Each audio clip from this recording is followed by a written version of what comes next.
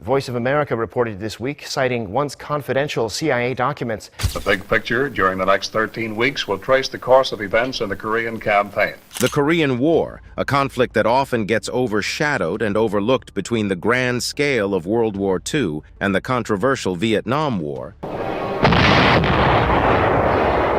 holds significant historical importance that shouldn't be underestimated. This deadly confrontation, fueled by the tensions of the Cold War, witnessed a plethora of peculiar occurrences that defied expectations and captivated the imagination of many. Although several years have passed since the Korean War, a lot of things remained hidden until now. Let's delve into some of the weirdest things that happened during the Korean War.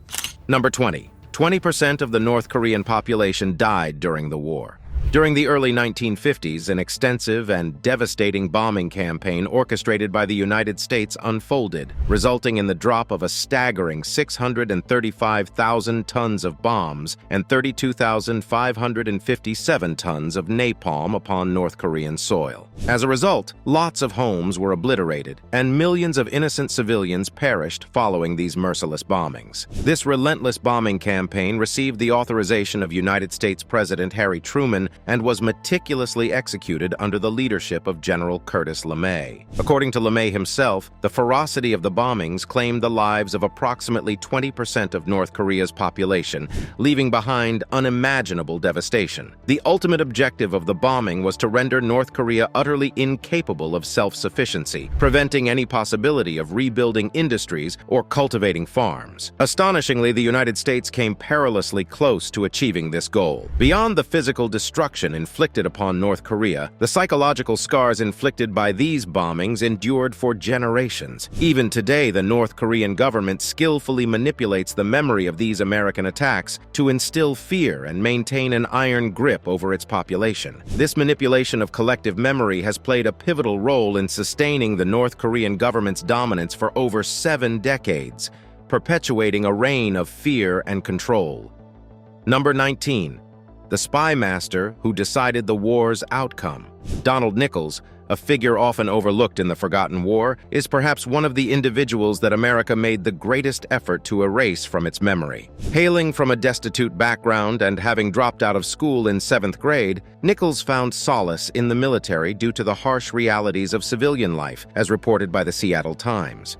His natural talent for languages, coupled with a complete absence of moral conscience, propelled him into the good graces of South Korean leader Syngman Rhee. With a cool and calculating demeanor, Nichols skillfully positioned himself as an indispensable asset to the United States and South Korean forces during the war. By obtaining stolen military code books from a defector in North Korea, he acquired the means to decipher enemy communications and disrupt their operations. Rather than sharing this vital information with intelligence agencies, Nichols formed his own group of code breakers, effectively making the United States and South Korea reliant on his expertise. He played a crucial role in identifying strategic targets for bombings and providing early warnings of planned North Korean attacks. When confronted by subordinates who dared to challenge his authority, he resorted to extreme measures such as pushing them out of airplanes and off boats. He even engaged in a shootout with his own agents, further highlighting his ruthless nature. However, once the war concluded, the United States military grew weary of Nichols' behavior and took drastic measures to deal with him. He was placed in a straitjacket and subjected to months of electroshock therapy as a means of punishment and control. Number 18. Frostbite affected the American troops.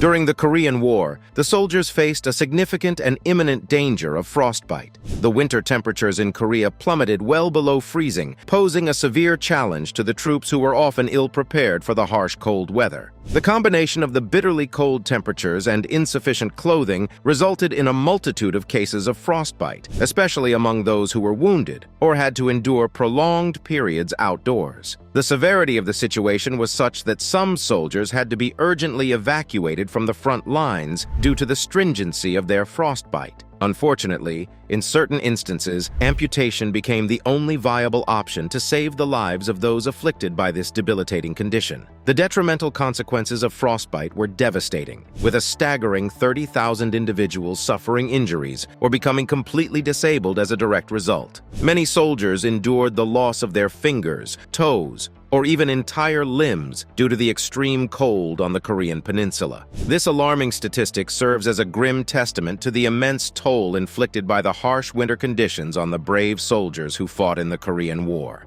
Number 17. North Korea kidnapped more than 80,000 South Koreans.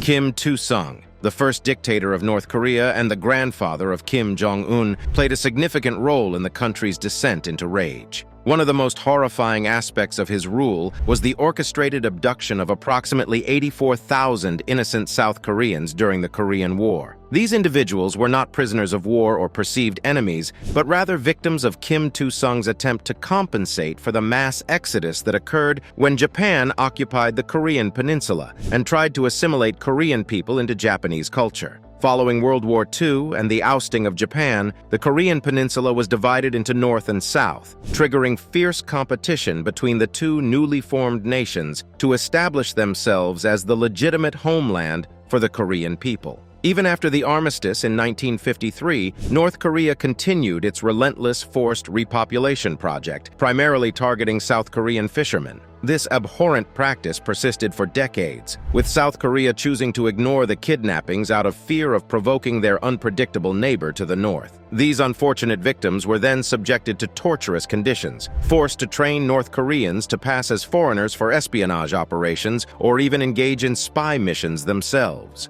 The extent of North Korea's manipulation and cruelty became evident when United States Sergeant Charles Jenkins, who had been trapped in North Korea for an astonishing 39 years after attempting to seek asylum, revealed that the country had a disturbing spy breeding program. Number 16. A horse became a sergeant.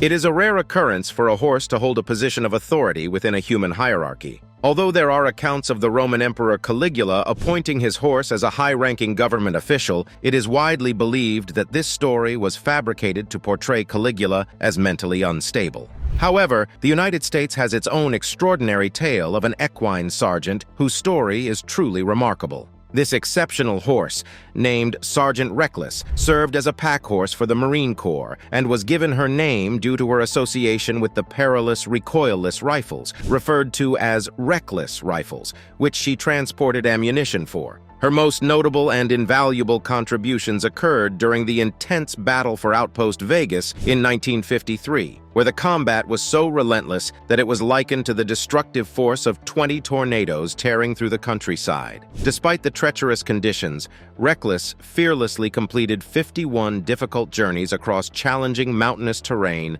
and treacherous rice paddies to deliver ammunition. Remarkably, she even provided protection to the Marines by wearing flak jackets and shielding them from harm. In total, Reckless traveled over 35 miles and carried an astonishing 8,800 pounds of ammunition. However, Reckless was much more than just a diligent workhorse. She was a beloved companion to the Marines. She shared their living quarters, sleeping in their tents and joining them for meals. Incredibly, her diet was far from ordinary, as she consumed a variety of unconventional items such as eggs, bacon, candy bars, blankets, and even poker chips. Additionally, she developed a taste for beverages like beer, coffee, and Coca-Cola. Reckless's popularity and significance were so profound that when the military initially intended to leave her behind, a devoted Marine selflessly paid $1,200 out of his own pocket to ensure her return to the United States. In recognition of her exceptional service, Reckless was remarkably promoted to the rank of Staff Sergeant on 2 separate occasions in 1954.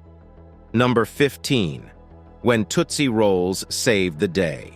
As documented by history, at the start of the war, the North Korean forces were on the verge of defeat, with General Douglas MacArthur predicting that victory would be achieved by Christmas. Little did they know that the entrance of Chinese troops at the Chosin Reservoir, a region infamously known as Frozen Chosin, would change the course of events entirely. The Marines, instead of triumphing over the North Korean communists, found themselves trapped and outnumbered by a staggering 100,000 Chinese combatants in the treacherous mountains where temperatures plunged to minus 25 degrees. They were left with no choice but to embark on a 70-mile retreat, which their commanding officer cleverly referred to as advancing in another direction. The freezing cold weather posed a new set of challenges as bullet wounds would instantly freeze and fallen soldiers' corpses were utilized as makeshift sandbags. With ammunition rapidly depleting, the troops urgently requested an airdrop of mortar ammo, codenamed Tootsie Rolls by the Marines. However, due to a miscommunication by the radio operator, a desperate call for chocolate candy was mistakenly relayed instead. Despite this unexpected turn of events, the Marines ingeniously discovered that they could melt the Tootsie Rolls in their mouths, transforming them into a pliable substance that could effectively seal equipment riddled with bullet holes as it froze. This resourcefulness not only allowed them to accomplish their mission, but also resulted in the defeat of several Chinese divisions. Number 14, South Korea killed all the suspected communists. During the course of the war, South Korea took drastic measures by targeting and eliminating all individuals believed to be affiliated with communism. This tragedy unfolded when a faction of North Korean soldiers crossed the 38th parallel and launched an attack on South Korea. Although the communists retreated with the arrival of United States intervention, the wounds of this horrific event persisted. Throughout the period when North Korea had control over South Korea, numerous individuals collaborated with the communist government, while others displayed sympathy towards their cause. In response to these actions, the South Korean government assembled a paramilitary group comprised of right-wing extremists, whose primary objective was to eliminate as many communists as possible. Consequently, this group orchestrated a series of mass executions, resulting in the deaths of approximately 100,000 individuals within South Korea who were suspected of supporting the Communist North. Shockingly, a significant majority of these victims were innocent civilians who had no affiliation with the North Korean regime, but may have shown support for the invading North Korean troops during their incursion into South Korea. Number 13. A tree almost sparked a Second Korean War. After the ceasefire in 1953, the relationship between America and North Korea remained tense but relatively non-violent. However, a seemingly trivial dispute over a tree in 1976 brought them dangerously close to all-out war. This tree, a 40-foot poplar situated in the demilitarized zone, obstructed the view of a United Nations command observation post, which was famously known as the loneliest checkpoint in the world. In an attempt to resolve this issue, United States Army Captain Art Boniface and First Lieutenant Mark Barrett decided to trim the tree. However, North Korea strongly objected to this action, with the notoriously bellicose Lieutenant Pak Chul warning Captain Boniface that the branches they cut would be of no use, just like their own lives after death. Despite the warning, Captain Boniface continued with the trimming, and in response, Lieutenant Pak ordered 30 North Koreans to kill him. Armed with crowbars, pipes, and axes acquired from nearby South Korean laborers, the assailants beat Boniface and Barrett to death. The United States was outraged by this act of aggression, and Secretary of State Henry Kissinger proposed retaliating by attacking a North Korean barracks. However, President Ford chose a different approach, opting for a massive display of force known as Operation Paul Bunyan. Under Operation Paul Bunyan, American aircraft carriers were deployed to Korean waters, while conventional and nuclear weapons were moved to bunkers. In response, North Korea declared a state of full combat readiness and conducted air raid exercises. The situation escalated further as hundreds of heavily armed United States and South Korean troops, supported by helicopters and nuclear-capable aircraft, gathered in the demilitarized zone to supervise the tree trimming. This extraordinary show of force was carried out while heavily armed North Korean soldiers closely monitored the proceedings. Number 12. JIS said they fought a UFO before mysteriously falling 3. Although UFOs are often associated with extraterrestrial spacecraft, the term UFO actually encompasses any airborne object that an observer fails to identify. Therefore, if an individual lacks knowledge about helicopters and witnesses one soaring above them, it would qualify as a UFO in their perception. However, a peculiar incident took place in 1951, where soldiers stationed approximately 60 miles north of Seoul were privy to an extraordinary spectacle. It was reported that a peculiar object resembling the glow of a jack-o'-lantern descended gracefully across the mountainous terrain, catching the attention of those present. Astonishingly, this unidentified craft possessed the ability to hover effortlessly in mid-air, while emitting a mesmerizing display of orange and later blue-green flashing lights. It appeared impervious to explosions, as even attempts to bring it down with armor-piercing bullets proved futile, causing the craft to maneuver in a manner that defied all expectations. Before abruptly departing from the scene, the enigmatic craft unleashed waves of luminosity that allegedly induced a peculiar sensation akin to burning and tingling. Astonishingly, 3 days later, each member of the unit fell gravely ill, rendering them incapable of even walking. As audacious as it may sound, it was proposed that extraterrestrial beings may have been involved. Number 11. America's generals tried to nuke North Korea. At the start of the Korean War, General Douglas MacArthur was appointed as the leader of the United Nations forces. MacArthur was an exceptionally decorated general, having served in World War II with numerous prestigious achievements and accolades. He gained notoriety for his assertive strategies and his readiness to employ any means necessary for victory. In September 1950, MacArthur launched a daring offensive that successfully pushed the North Korean army back across the 38th parallel. As the UN forces made progress, MacArthur started contemplating the use of atomic bombs as a means to conclude the war and prevent further involvement from China. The proposed plan involved dropping atomic bombs on both China and North Korea, with the intention of deterring communist regimes from participating in the conflict. This decision had the potential to drastically alter the course of history, potentially preventing China from becoming the global power it is today. However, President Truman strongly opposed this plan. He firmly believed that deploying atomic weapons would establish a dangerous precedent, and he was unwilling to risk engaging in a full-scale war with China. Consequently, Truman relieved MacArthur of his command in April 1951. While MacArthur's conduct during the Korean War sparked controversy, his bold tactics significantly influenced the outcome of the war in favor of the UN forces. Number 10.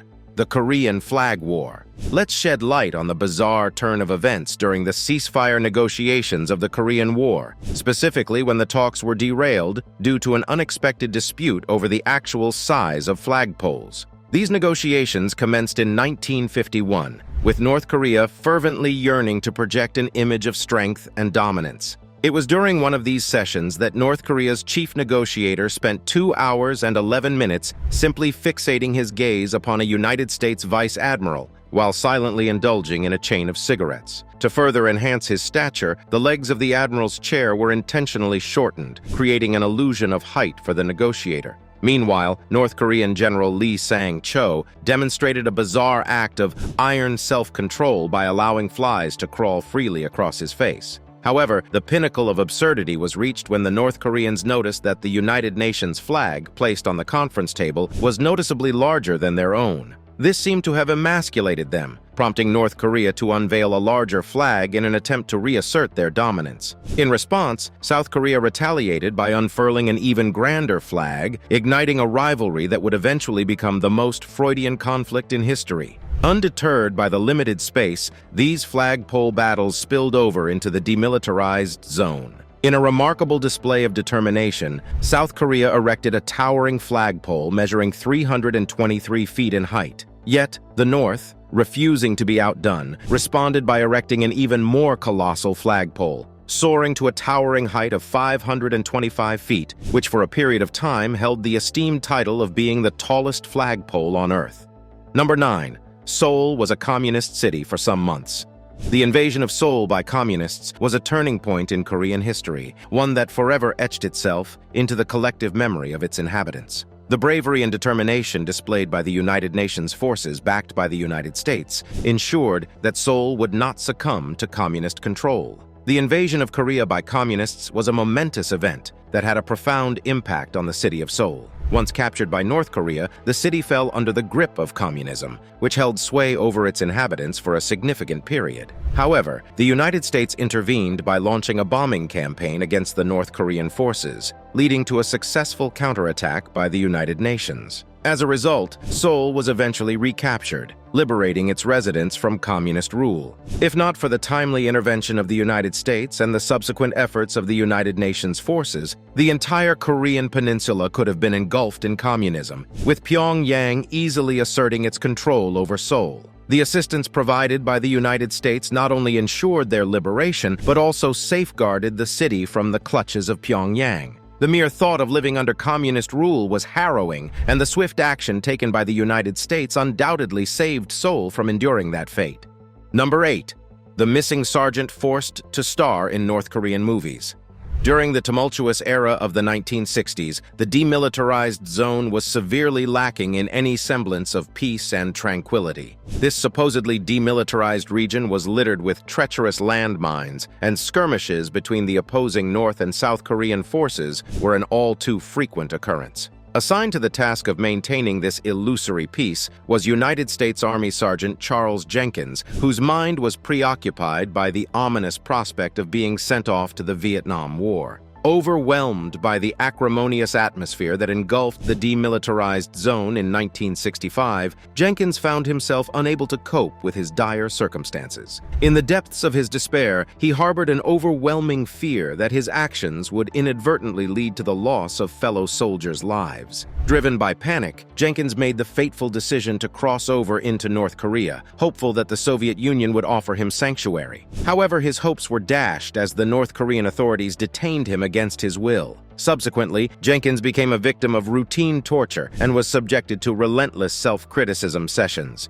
Exploiting his presence as a valuable propaganda tool, North Korea even coerced him into starring in their own propaganda movies. Eventually, Jenkins found solace in the arms of a Japanese nurse who had suffered a similar fate of being kidnapped by the North Korean government. In 2002, Japan successfully negotiated her release, and 2 years later, Jenkins was finally granted permission to leave North Korea. Upon surrendering himself to the United States military police, he faced a trial for the charge of desertion and was subsequently sentenced to serve a 30-day prison term.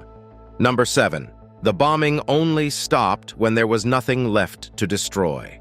One of the most harrowing and relentless aspects that characterized the war was the extensive implementation of bombing tactics, which inflicted immense devastation upon numerous villages and resulted in the tragic loss of innocent civilian lives. The relentless bombardment persisted relentlessly until it had reduced entire communities to rubble, leaving no stone unturned in its destructive path. What is truly astonishing is the sheer scope of destruction, as virtually all buildings in North Korea were reduced to ruins. Consequently, the arduous journey of reconstructing the nation's cities commenced, but it has been an uphill battle plagued by sluggish progress and formidable challenges. The reconstruction process has been hindered by a scarcity of essential resources combined with the imposition of international sanctions, further exacerbating the difficulties faced by the country in rebuilding its shattered infrastructure. Number 6. The United States was about to nuke China and North Korea. During the initial stages of the Korean War, General Douglas MacArthur was appointed as the commander of the United Nations forces. MacArthur, a highly accomplished general who had garnered numerous accolades and distinctions during his service in World War II, was renowned for his tenacious strategies and his willingness to employ any means necessary to secure victory. In September 1950, MacArthur orchestrated a daring offensive that effectively forced the North Korean army to retreat beyond the 38th parallel. As the UN forces made significant progress, MacArthur began contemplating the use of atomic bombs as a means to swiftly conclude the war and prevent further involvement from China. This audacious plan involved dropping atomic bombs on both China and North Korea, with the aim of deterring communist governments from participating in the conflict. The repercussions of such a decision would have been monumental, potentially altering the course of history and possibly preventing China from attaining its current status as a prominent global power. However, President Truman vehemently opposed such a course of action. Truman firmly believed that utilizing atomic weapons would establish a perilous precedent, and he was unwilling to risk entering into a full-scale war with China. Consequently, on April 1951, Truman relieved MacArthur of his command, effectively ending his involvement in the Korean War. Now it's time for our subscribers' pick. The Korean War was a period marked by numerous tragic and devastating events that left lasting scars on the nation. One of the most harrowing aspects of this conflict was the staggering number of casualties it inflicted. It is estimated that between 2 to 4 million lives were lost during the war, encompassing both military personnel and innocent civilians who tragically became caught in the crossfire. Moreover, the destruction that swept across cities and towns in both North and South Korea was truly catastrophic. Countless urban centers were reduced to rubble, leaving behind a haunting landscape of devastation. The scale of this destruction was so immense that it led to the displacement of countless individuals, further exacerbating the already dire humanitarian crisis. In addition to these heart-wrenching consequences, the Korean War was marred by horrifying incidents of massacres perpetrated by both sides involved in the conflict.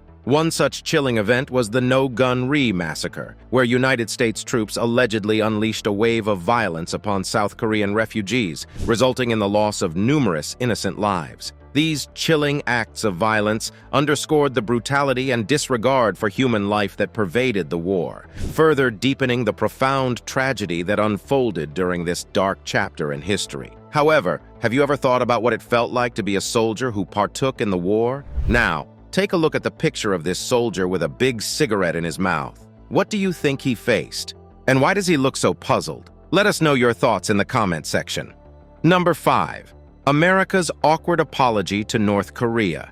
Apologizing is not something that many people, especially politicians, are fond of. It can make individuals feel vulnerable and humiliated, as Scientific American suggests, and apologizing to someone is often viewed as surrendering power. However, in 1968, the United States was forced to put aside its pride and issue an apology to North Korea. According to reports, North Korean ships attacked the USS Pueblo, a spy vessel disguised as an environmental research ship near North Korea. Tragically, one crew member lost his life, while the remaining 82 Americans were imprisoned and subjected to torture for a grueling 11 months. In a desperate attempt to save his crew from execution, Lieutenant Commander Pete Bucher confessed to espionage. In a rather comical act of defiance, Bucher deliberately mispronounced the word peon as pee-on while reading his confession. Instead of expressing a fervent desire to praise North Korean officials, he stated that he wanted to urinate on them. Alongside Bucher's admission, North Korea demanded an apology from the United States government. This created a diplomatic predicament for President Johnson, who had previously attempted but failed to intimidate North Korea into releasing the captured crewmen.